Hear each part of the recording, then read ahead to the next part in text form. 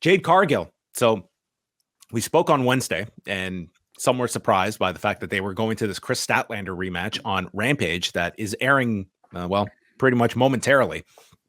And afterward, it had been reported by Fightful Select and the Wrestling Observer site that it would seem that Jade Cargill is on her way out from AEW. Whether that means that she ends up in WWE, that would be a logical destination if she is leaving one company. But that appears to be Jade Cargill winding down here. Is this a big loss for AEW? And if we're throwing out theoreticals of her in the WWE system, where do you see strengths for her and weaknesses, conversely? Is it a big loss for AEW? I mean, not in the way that I think it'll make any sort of like major difference in the ratings, the way a CM Punk, would have affected it. She's essentially been off of TV for like 2-3 months now, and I don't know how much of a difference she's really made. I think the perception loss might be a bit bigger. The fact that this is clearly somebody that Tony Khan was putting a whole lot to groom into one of his top acts.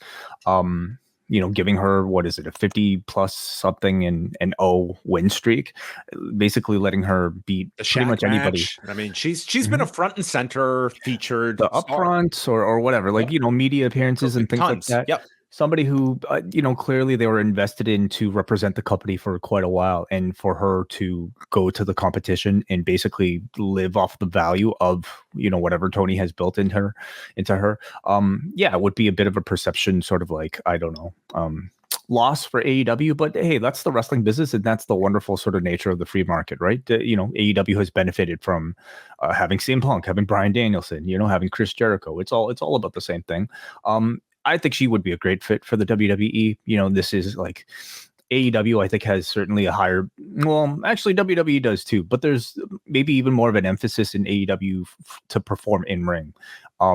Whereas I think in WWE, she could certainly improve, but she could also really get by with, I think, a lot more of the storytelling, the presentation, her ability to promo.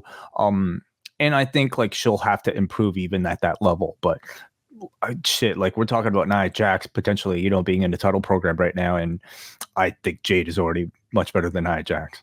I think the standard is a lot lower in WWE. I don't think there will be anywhere near the critiquing of a Jade Cargill as there is in AEW. I think that there is. Just watching that Bayley Asuka match tonight, like. That is like, those are two very well-respected performers. And to me, that was an extremely lackluster match. Like, I think there are consistently a lot, better performances than that on an AEW level consistently. That I just think it's natural in AEW. Like, the standard is very high when you're watching a 2-hour Dynamite and you're kind of accustomed to just such a high level. I don't think that same barrier is going to be there for Jade. Conversely, her potential for growth as, sort of like a leading figure of the show, it might be bigger in the WWE. WWE is a show where it's not really sort of like, uncommon to see multiple women's wrestling matches throughout the course of the evening. Maybe even a show completely dominated by women's wrestling is not uncommon either. So I think she would get a lot more airtime.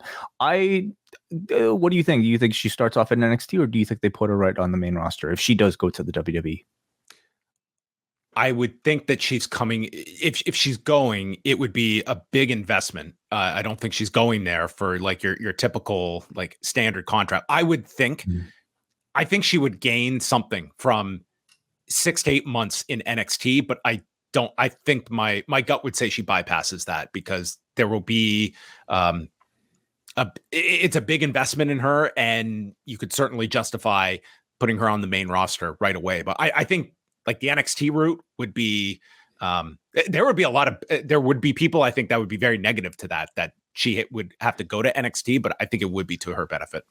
Yeah, I mean, I'm sure any sort of extra training would be to her benefit, but like as far as being TV ready, I mean, she's already TV ready. She's been on TV, for 2-3 years at this point.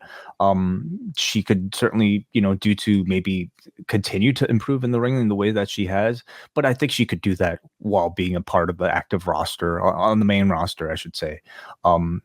again, and I can also see WWE just really wanting to be able to say, hey, here's somebody from AEW that we took, just like we had Cody appear as his sort of, maybe she can come out finally with the Cody elevator like Cody wanted when he left.